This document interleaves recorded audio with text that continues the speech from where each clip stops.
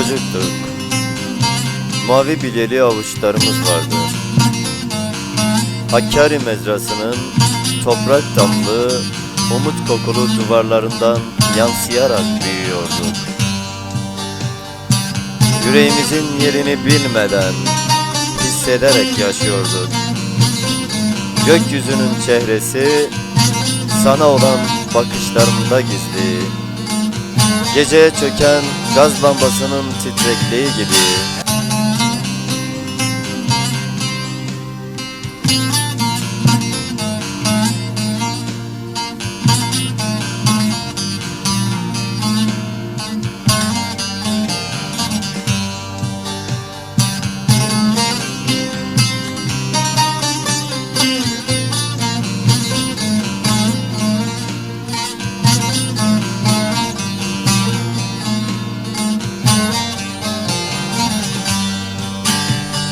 Hatırlıyorum da sana yakın olabilmek için Ekrem abinin bakkalından az mı gofret alıp çöpe attığımı, senin yaşadığın mahalleye kurşun kurşun hasret yağıyordu ve ben her seferinde mevzi oluyordum.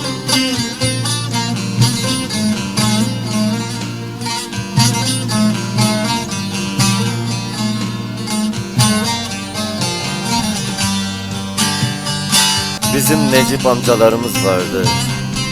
Toprak damlı duvarlarına sana yazdığım satırları bir devrimmiş gibi mahalleye duyuran. Zeki ablalarımız vardı bizim. Masum gülüşlerimizi anayasaya hakaret kabul eden. Uzun uzun büyüyorduk ve bu uzunluk öyle çok sürdü ki seni kaybedene kadar.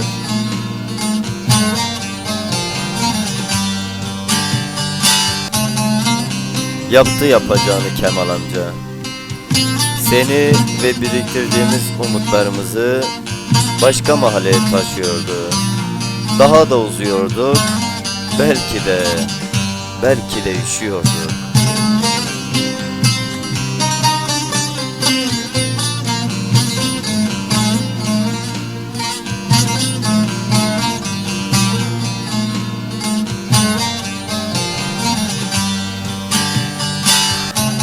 Ankara kadar uzaksın bana. Gönlümün başkenti gibisin. Uzunca bir rüya gördük. Düştük ve büyüdük.